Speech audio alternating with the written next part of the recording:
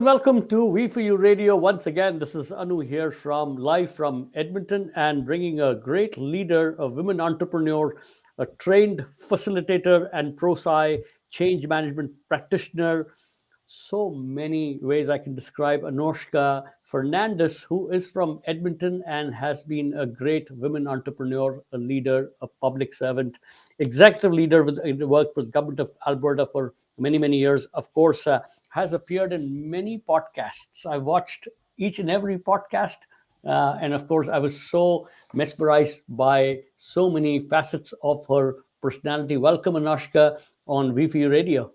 Thank you so much, Anu. Very nice to be here. I've been really looking at your profile.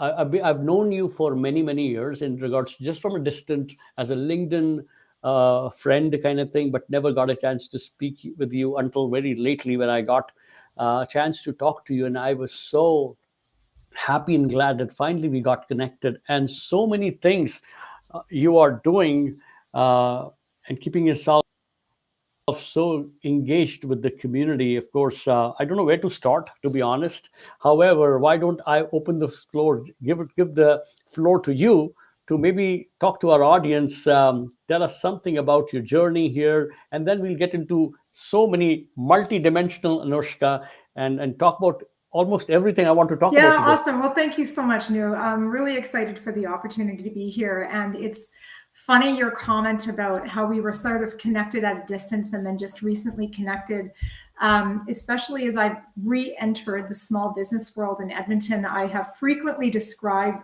Edmonton as the world's biggest small town because I don't think it's 6 degrees of separation here. It might be 2 or 3 at most because Edmonton is a very nice sized city, but there are just so many ways that people connect through the business world and volunteering and cultural communities. So it's really quite neat that over the past little while, we've been able to uncover how many shared connections that we have and didn't even know it. So it really is kind of funny that we haven't crossed paths earlier.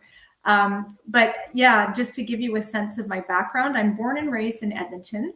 I am of Goan heritage, so I'm very lucky that I've had the chance to go back many times, including taking my whole family there most recently this past fall, and that was a lot of fun.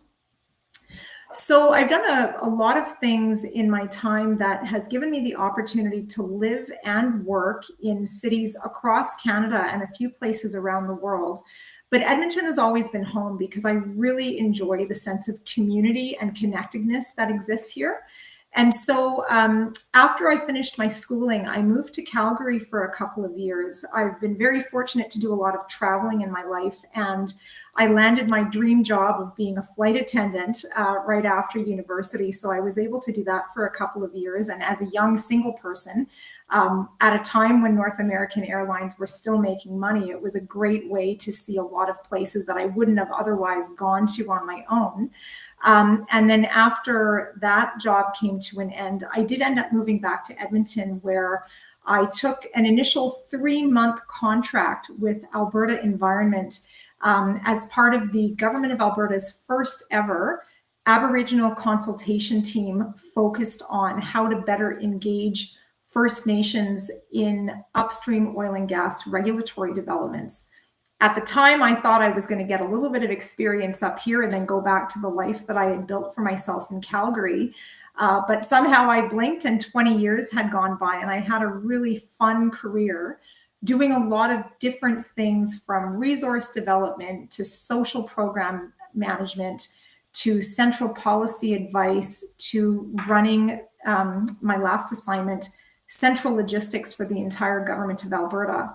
And as I came up on that 20-year milestone, I thought, well, I'm still young. There's a lot of runway left in my career. I'd like to try something different. And I've definitely built a lot of skills in terms of leadership development, corporate governance, and, emergency management. So I wanted to do something different with that. And I moved to a small business here in Edmonton with some long-term plans associated there. Unfortunately, my mother is in the early stages of dementia, and her symptoms became quite pronounced about this time last year.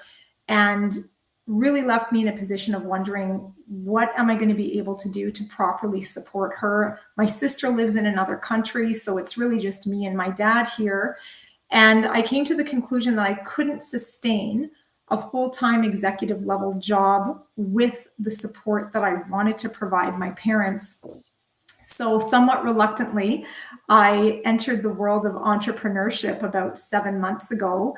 And I have built a company that is focused on supporting organizations to improve their corporate governance. Because when I look back on my career, despite the variety of jobs that I've had in the private, public, and nonprofit sectors, the key theme that ties them all together is my ability to go in and support organizations with just building better systems, being more intentional about their leadership development and their staff engagement. And most importantly, once strategic plans have been built, I've developed a really good reputation and ability to focus organizations on, okay, how are we now going to achieve all of the things that we said we were going to do? So it's been a lot of fun, a lot of learning. I never actually thought that I would have my own business, but I'm really, really glad that I did it. So it's great to be able to support organizations in my new line of work and also still have some time to volunteer with other organizations that I think are doing some very meaningful things in the community. So one of them is the South Asian Inspiration Awards, which I know we'll talk about in a little bit. And the other one is Lean In, an organization that is dedicated to the professional development of women.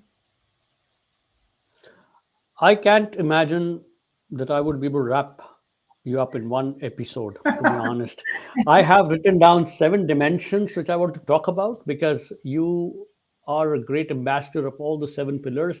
When we were talking, I told you that when I was setting up this channel, a podcasting, a TV, and a radio platform, I had 4 pillars in mind, and somehow you fit in all the 4 pillars. Mental health, I feel that you fit in great. Old age advocacy, I know you were talking about a little bit about dementia and how you are supporting your parents who are getting up there. Women empowerment, and then inclusion and diversity. So of course I feel that you are a perfect ambassador to all the 4 pillars. However, there's more to add, so I don't know how I would be able to wrap it up, but I'll try. You're very So kind. let Thank me you. start with, well. I mean, your profile is absolutely glittery gold, and let me start with the first one because that brought us together. I know there's a very exciting award ceremony coming in town, and you are leading that, the Saya Awards. Why don't we start with that, and then get into the other dimensions? Why don't you tell us something about how what exactly it entails, who should be looking into it, how can people nominate themselves? I know there's lots happening, so such great things. Yeah, thanks. So the South Asian Inspiration Awards were actually created in Calgary about 5 years ago. And this year, for the first time, they are going to be offered in Edmonton through partnership with the Safarish Network, which is a network that was founded here in Edmonton and meant to be a platform for the larger South Asian community to come together for business networking, professional development, and just general building of connections. So if people want to visit the southasianawards.org website, you'll be able to see information about the various awards that are being offered in 2025 in both Calgary and Edmonton. It's not the same awards in both cities because the Calgary initiative has been so well established. There are a few more categories than we're offering in Edmonton this year. We really wanted to use this year as an introductory year to build some buzz for it within the Edmonton community and to get people excited about nominating individuals or businesses within the broader South Asian community that have had such an impact. I think if you look at the overall population of Canada, the consolidated South Asian community is an increasingly visible part of our populations, especially in major urban centers. And we are very prevalent in our business ownership and the giving back that we do to the community. So we thought it would be great to have a platform which celebrates this and encourages other people in the community to get to know each other. So tickets for the awards ceremony will be going on sale August 1st. But the nominations are currently open until the end of July, and we'd really encourage people to go in and have a look. There's a couple of very different categories, including one for Rising Stars, so that's individuals aged 14 to 19. We have a few individual and business leadership awards as well. And then we've also kind of capping that off with a Lifetime Achievement Award for, some of the longer term, older members of our community that did so much to build up businesses and build up community in kind of that great immigration wave of the early 1970s and 80s. So really looking forward to people getting engaged with that. Certainly find me on LinkedIn. Anoushka Fernandez is my profile. Would be happy to take any questions that people have about how they work. I'm really excited that I'm going to be part of the adjudication committee that's going to decide the awards this year. So very excited about that, and really looking forward to seeing all of the great nominations that come in. Wonderful, wonderful. And again, what a great way to really get involved with, because acknowledgement and recognition is the best award to people who are working hard in their fields of, and especially the Rising Star Award. I'm really excited to really see nominations going, because we're seeing the universities, the NAID, the SATES, and they're producing such great talents, and they're starting at such an early stage. And I'm so happy to say that. I mean, I work with a couple of interns in my office as well who are so talented that I'm looking forward to really watching Sayas and the Rising Stars. So people who are watching, please watch for the upcoming Saya Award ceremony coming up in partnership with Safarish. The founders are great friends, so I'm very excited that I'm able to really promote this great event. And so coming from there, to, of course, your leadership, executive leadership with the government of Alberta, I know that you've handled such high conflict situations, like you change management. You're a pro-sci change management practitioner yourself. Talk something about that a little bit. How you built your career from there and leading into your own consultancy. Yeah, thanks for that question. I think, especially now that I've completed that portion of my career and I'm still involved in a couple of different mentorship programs, I am really appreciating how important mentors were to the development of my career within the Alberta Public Service. It's a large organization. It's over 20,000 people. And when I first came into it, I was at a very junior unionized position. I sort of arrived there by accident. It was on a very short-term basis, and I didn't really have a plan for what I was going to do. I was still in my 20s, and up to that point, most of the jobs that I had kind of come to me by accident, just sort of right place, right time sort of a thing. And I hadn't really been intentional about thinking about what should a career path look like? What are the skills that I really want to acquire?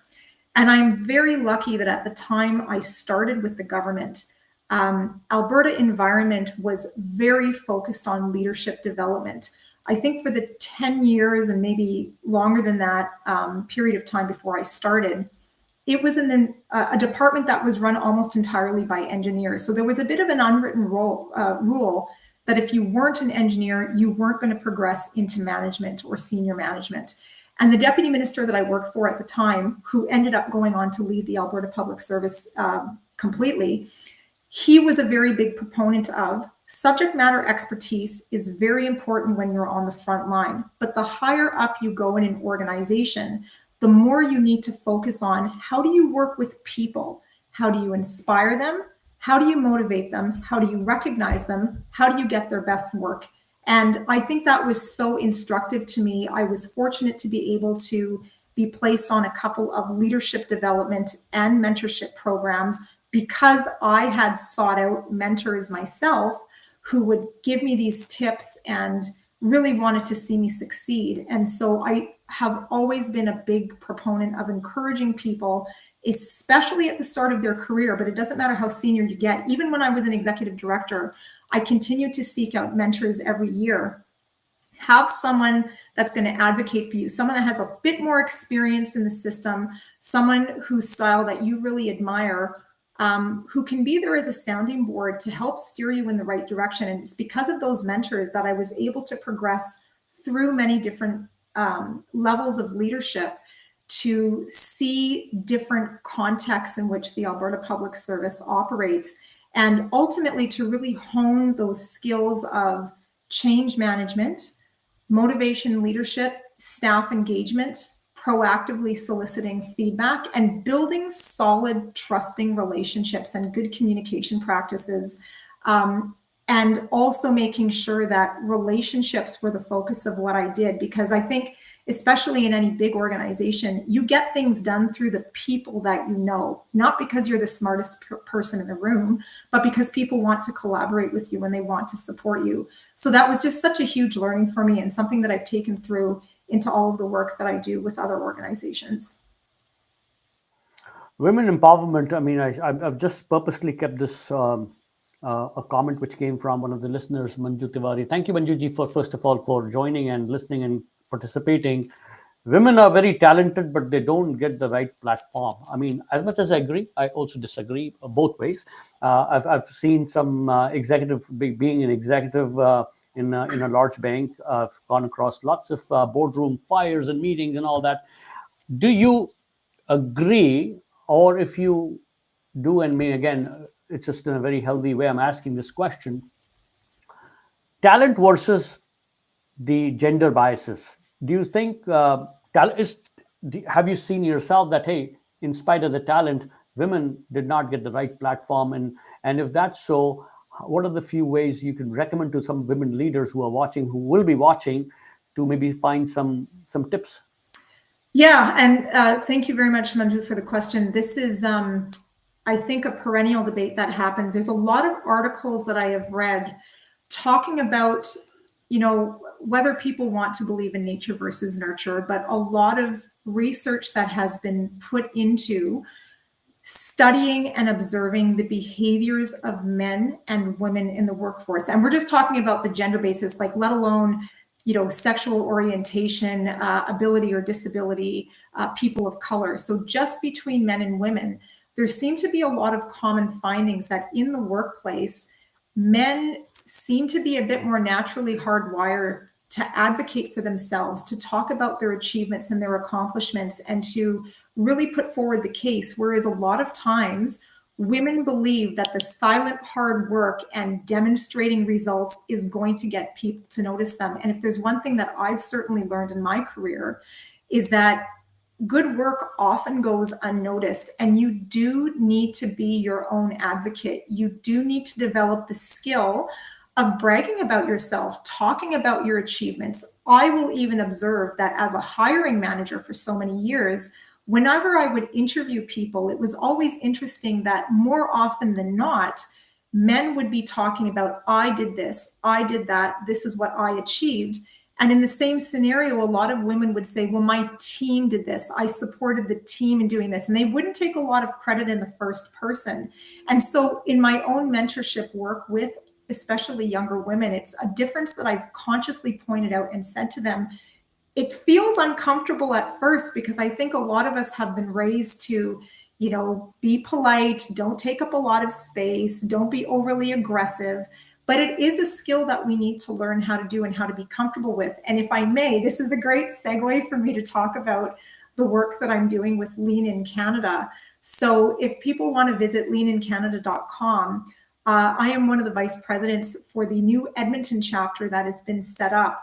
And what we are trying to do is build small communities called circles for women to be part of, and to meet with each other across sectors, across different age brackets, and really learn those skills, learn how to advocate for themselves, learn how to make their own plans, and learn how to be more successful. Because a lot of these behaviors are learned. And for many of us, and I'll just speak right now as, being someone from the South Asian community, there are a lot of cultural stereotypes that we're raised with, maybe not directly by our parents, but maybe as part of the larger community of, don't be so loud, don't take up too much space, make sure you leave room for the boys, that kind of a thing. So these are skills that we need to learn, but once we're conscious of them, they're definitely things that we can practice and then put to use for our own benefit.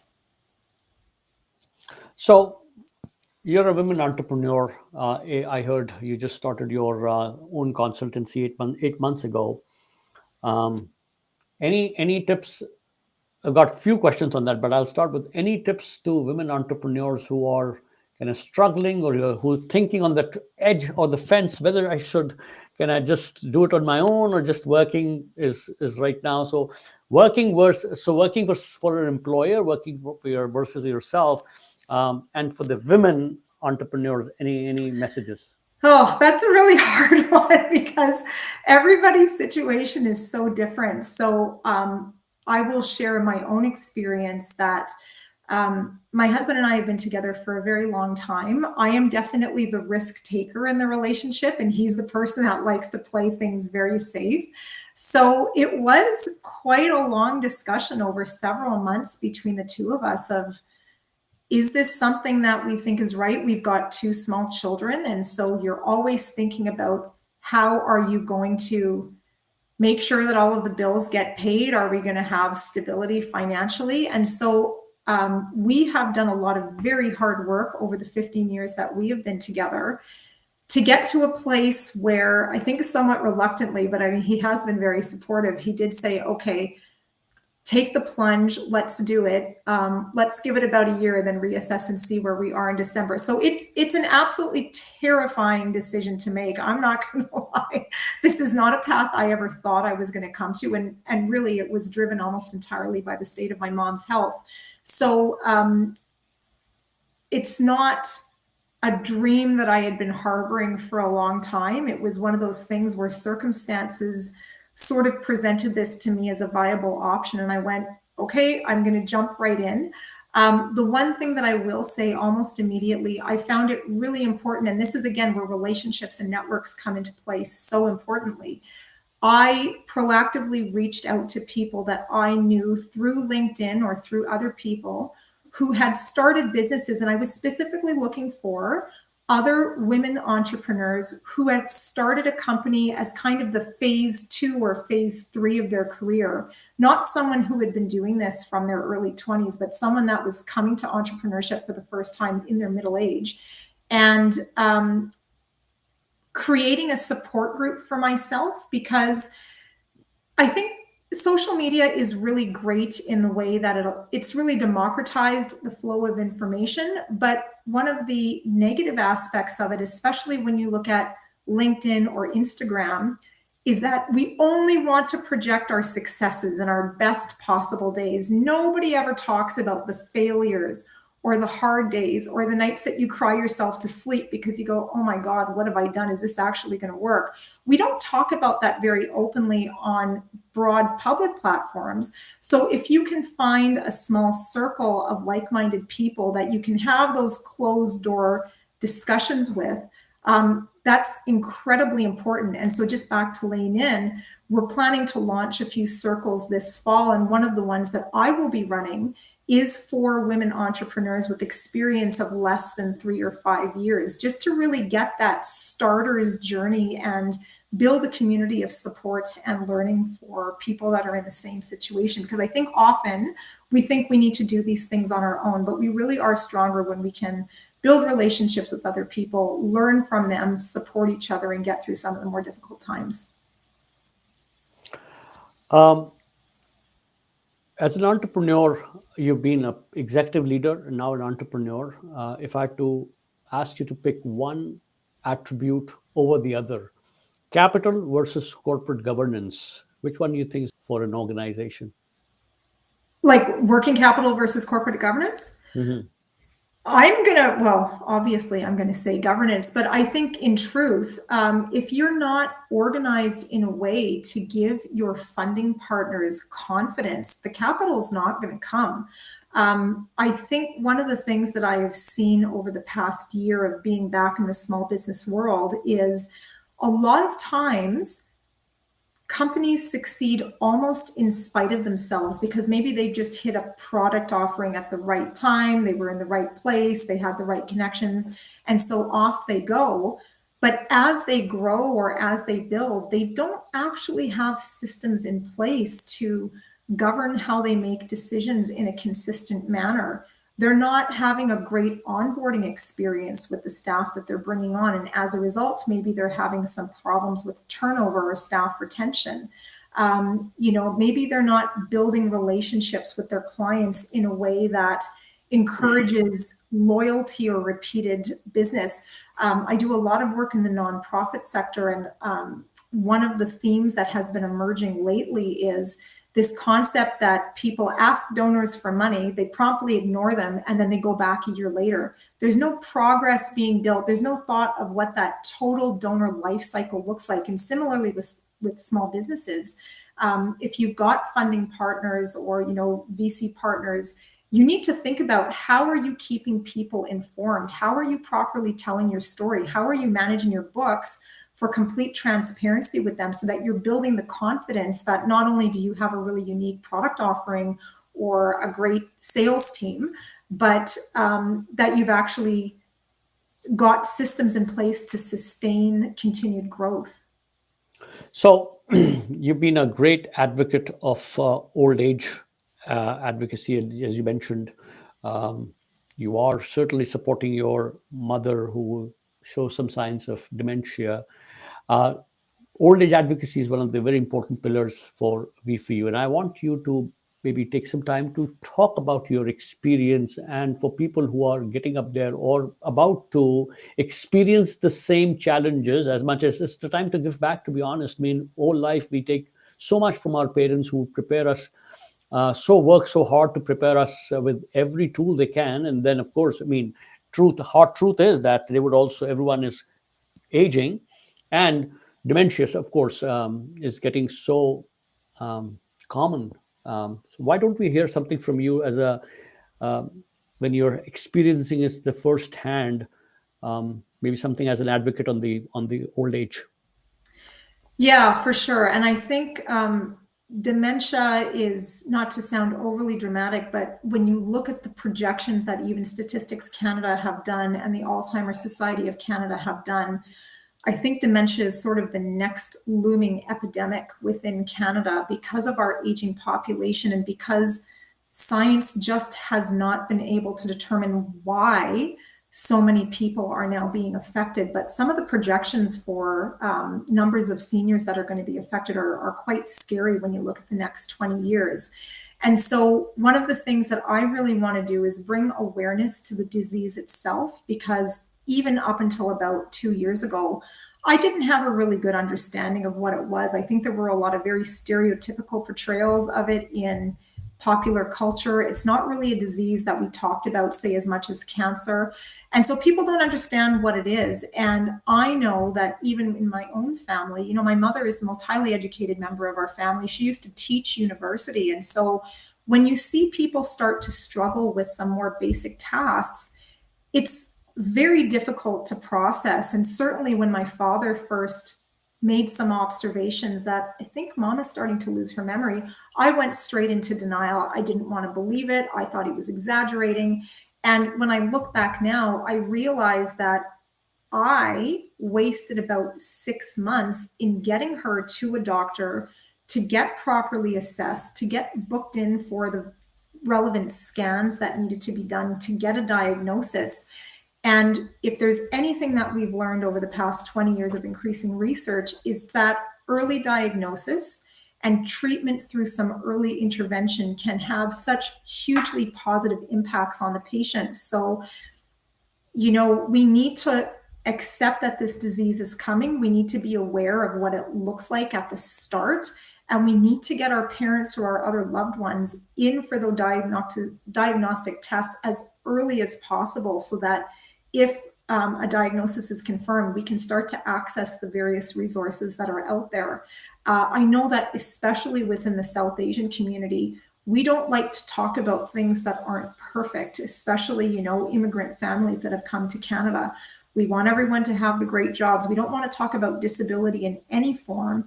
And in certain religious or cultural subgroups, there are still a lot of very harmful myths or stereotypes that exist about, for example, this disease is a manifestation of karma coming back because you didn't live your life in a proper way, or you did something wrong with your diet or anything else. And certainly there are those physiological risk factors. But in the case of my mother, None of them apply. She's in incredible physical health. She learned Portuguese in her 40s.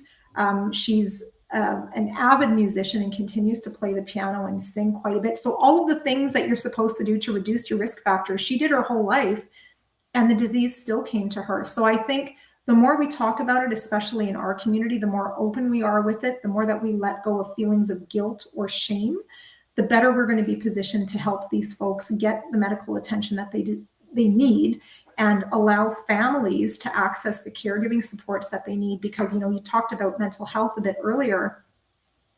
Not only is dementia going to affect the patients that are projected to have this disease, but it's a very difficult disease to manage as a family member when you see someone change so much. And so when you think about the potential mental health or even, addiction issues that may come to those who are in a position of caregiving, we really need to be aware of that. No, I totally hear you. And again, 100% in agreement with accept, embrace, and respect. So, of course, all the three apply as we are aging. We are aging fast enough. And again, as much as we strive all through our lives to maintain a very healthy lifestyle by practicing all the hobbies, and some are unfortunate to get hit more than the others. Yeah. Anyways, this is a very, very, very tough topic, and I know how difficult it is for people who are really struggling in the real lives. Um, I know it got a little heavier, so maybe I'll show you a picture. So while you were talking, I was also on the Google looking for something fun. So I came across one picture. Let me see if you can talk something about this picture to the audience. How about that? Sure. Okay. I Yeah. found I found this one, so I thought it's the one you talk about, the lean one, right? Yeah, so a couple of weeks ago, the Edmonton chapter of Lean In had an event, and the gentleman at the center of the photo is Sean Kanungo, who is another South Asian gentleman from Edmonton, and he has developed a really strong reputation as a keynote on the topics of innovation and artificial intelligence. And so we were very excited to host him as our keynote speaker for a presentation that night on encouraging women to be bolder in their thinking and, their ability to disrupt. I think the event was called Dare to Disrupt. And we had almost 200 people come out to a location in West Edmonton. It was the Barn on Winterburn Road. They were lovely. The venue was great, and they made some great food for us. And it was just a fantastic opportunity for women of all ages, of many different sectors at many different times in their careers, to come together, to network, to hear a really high quality speaker, and to learn more about what we do in terms of our goal of bringing women together. So there you've got our full organizing committee and Sean. So that was a really fun night. And again, would encourage people to visit leanincanada.com. You can sign up for a free membership. There's no cost. Once you sign up as a member, there are lots of resources for people to access in terms of professional development for yourself and for any of the people that you may lead. And while we're focused on women, we welcome allies of all genders, so it's certainly not exclusive. Men are welcome to sign up as well and to come to our events. We did have several men in attendance at this event, which was great. So it's all about building community and building good leadership practice, because I think ultimately that's what we want for our kids, right? I mean, my kids are going to be 12 years old. I've got twins. They're going to be in the workforce in about 10 years. And I want to build leadership capacity now so that when they get into the workforce, regardless of where they work, they're having a really good time. With your profile, I found another picture, so I'm going to share that as well, because we are now getting into the fun side of discussion. And let me bring that up now. I think this is so we're really excited that Justice Ahluwalia, he was the first turbaned judge to be appointed to the bench in Alberta. He's going to be a guest of honor at the SIA Award ceremonies in both Calgary and Edmonton this year. So we're very excited for his participation. And again, just really encourage people to visit southasianawards.org to check out the categories for Edmonton and Calgary Awards, and to please consider nominating someone in those categories, or share the information with your networks as well. Every nomination has a deadline. So what's the deadline for this one? They are all due at the end of, it's either July 31st or August 1st. So my apologies. I should have checked that out before That's fine. It's at the end of July for sure.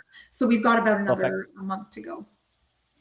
Perfect, perfect. And before we end, I would like to maybe bring the fun side of you. What keeps you busy on the fun side? Any hobby? Any so music, food? What type? What would you prefer over one over the other?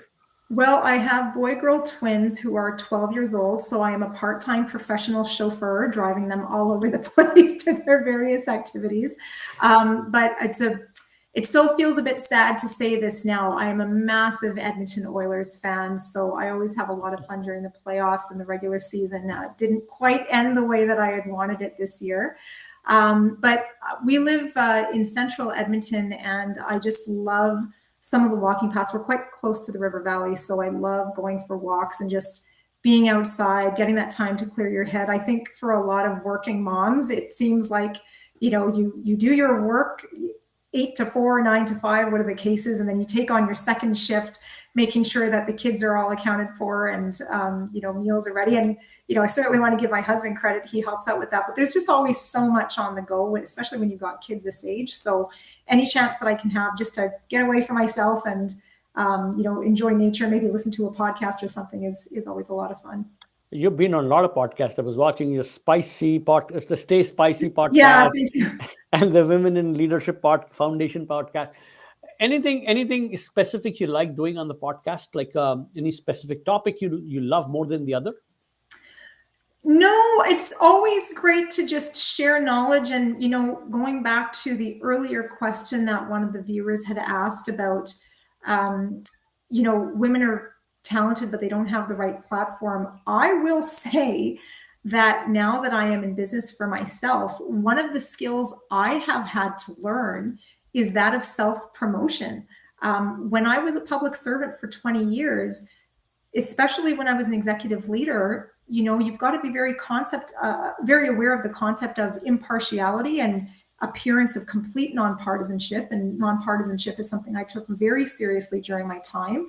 But because of that, we weren't encouraged to be active on social media. We were never the ones that were media spokesmen for even issues that we were directly managing. That was a very specific communications team that did it. So now that I'm in business for myself, seeking out these opportunities to talk about the work that I'm doing has been very important and not a skill that I innately had. And it felt very uncomfortable at first, even making posts on LinkedIn to talk about what my business was doing. It feels very uncomfortable at first, and it is a learned skill that takes time to develop. So, again, in terms of what I like to talk about, I'm just grateful for the opportunity. And it's always, I make a lot of inquiries. I try to do the best that I can to be visible. Anyone that's in business for themselves, I would certainly encourage them to take the same approach. Be very intentional about your outreach, your stakeholder engagement, your networking strategy. And then when you are given a platform, make sure that you prepare and you take full advantage of it, because quite often, that can be a really big component to your future success. I'm so surprised we spent 35, 40 minutes together and I did not bring up one thing, which, of course, we started talking about, which is your own consultancy, Marcelino Marie Solutions. I mean, and you're so kind, you did not even bother and amplify. Let's, before we end up, I would like to maybe talk a little bit about this consultancy and just pardon me if I pronounced it wrong. Marcelino Marie Solutions. Is Yeah, Marcelino Marie Solutions. So my father has been in business for himself for a very long time. In fact, he's pushed me down the entrepreneurship path several times in my career, and I've always resisted it. So when I was naming the company, I wanted to do something to honor him. So Marcelino is his middle name. Marie's is my middle name. And so that's how I came up with the name for the company. And, going back to what we were talking about, corporate governance elements is the one thread that ties all of my experience together. And so I am looking to offer solutions to organizations that fit kind of three streams of work. One is gap analysis and policy development and looking at your overall policy infrastructure. I have often said that people tend to only look for policies when something has gone wrong. So that's when you're saying, okay, what is our policy on this? Oftentimes it doesn't exist or it's very out of date.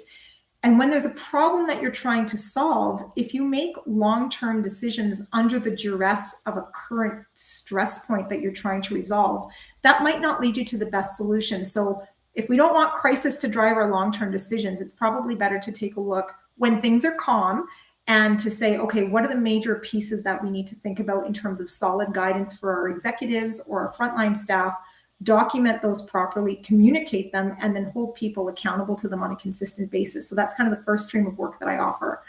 The second is around execution of strategic priorities. So it's not very difficult to develop a strategic plan, a business plan, a succession management plan, or a business continuity plan. But very often we'll, go away for a 2-day retreat. We'll come up with this nice document, and then it gets filed in SharePoint or it gets put into a binder on a shelf, and nobody looks at it again. So if you're building goals, how are you holding your team accountable for achieving on those goals? What's your process to actually measure success, report on them, and make sure that all stakeholders who need to know about it do? And, going back to your earlier capital versus corporate governance question, this is a really key factor in showing that you're taking some time to take care of the back house of operations, not just the front facing. And then the third piece of work that I do is around staff and stakeholder engagement. So one of the illustrations that I've given a lot of people are millennials and Gen Alpha are bringing completely different expectations into the workplace. I'm a Gen Xer, and so I was taught, yeah, you might change careers 2 or 3 times, but look for the thing with the good pension plan, look for the thing with the good benefits, put in your time there, work your way up the ladder. Younger workers are not interested in this at all. In fact, they're quite explicit about coming to companies saying, I think I'm going to give you 2 years and I'm going to go do something else. So if that is the attitude that they're bringing, we need to adjust to that. And I don't think enough companies have adjusted how they're thinking to meet the needs of these workers where they are. And as a result, the revolving door on staffing is just increasing and increasing, where I'm saying, if you take care of people, if you show loyalty, if you build a genuine and trusting communication protocol, you're more likely to keep them. And so say they only want to stay with you for 2, well, maybe they'll stay with you for 3 or 4. And if that's the case, that's a really big win. So working with people on their staff engagement, and this goes to also leadership development and how we are walking the talk, right? If company values are just things that people think are from a poster on the boardroom, but it's not actually lived in the organization, they're not going to stick around for very long. I completely agree with how you presented, and again, wonderful work you're doing. Because again, it may sound a little boring for people who have not reached that point of corporate governance, but it's very exciting for people who really are looking for solutions, because this is a hardcore challenge in mid-sized companies where they just drop the ball somewhere, and then they realize, oh my God, kind of situations. But nevertheless, as I said, we've spent great time today. I'm so honored, proud to have added Anoushka as one of the friends for now a channel which I've been promoting for last 3 years. It did have to happen. Good leaders come, join, and guide us too in how we are shaping up and giving back to the community in terms of the podcastings and original content to many people who are looking for it. I'm really thankful to you, Anoushka, and promise you that I'm going to specially tag you to the Goans, because the Goans have another thing to feel proud that something is brewing up in Edmonton, so far away, a great talent who really is so proud to say I'm a Goan. And I know I've been to Goa a few times when I was in India and I was living, so I know what a beautiful place it is. With that said, I'll give you the pass on baton to you in the end, just to maybe say a few last words, ending words, and such great way to really bring you on. And this is just the beginning of a great show, which I'm going to start with you. I'm going to bring you at times when I need you as a leader to come and guide. And again, people look forward to really such great speakers. Oh, absolutely. Thank you so much. You're so kind. No, I really appreciate the chance to just chat with folks and talk a little bit about women in leadership and the importance of building up our South Asian community here in Canada. And of course, if there's anyone that's looking for any of the solutions that I offer, I'd absolutely love to hear from them. My website is I can't even say it. MarcelinoMarieSolutions.com is my website. And I'd love to hear from anyone who thinks that I'd be able to support them with my services. Just really grateful for this opportunity. If there are any women listening that are interested in improving their own professional development capacities, please have a look at our Lean In website, and would love to connect with you that way as well. So thank you so much. The many people, just not women, men as well, who are looking forward to listening to some great leaders, especially local. So Edmontonians, as you know, there's so much great work is going in the city right now, and Yeah. sometimes the left does not know what the right is doing, and this is how people start now networking in the right space and finding the right leaders, right mentors as well. I'm so grateful we got connected. I'm so grateful that you accepted in a very short time, and now I promise back that I would continuously uh, pick you up for small little thing here and there, which can add back, give back to the community, and also see opportunities to bring you back on the channel. I really thank you and have a Awesome. great weekend. Thank you. Happy weekend to everyone out there too. Thank you.